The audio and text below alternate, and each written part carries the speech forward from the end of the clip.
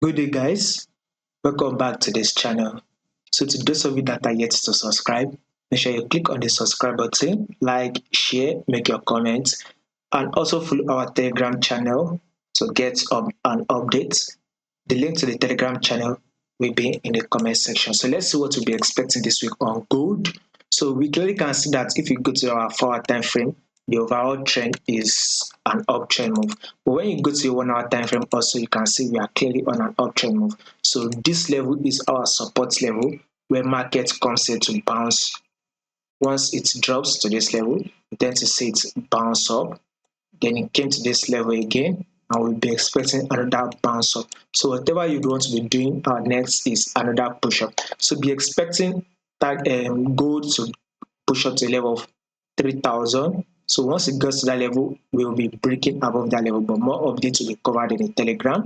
You'll find the link to the Telegram channel in the comment section. So you can stay updated with us by following our Telegram. The link will be in the comment section.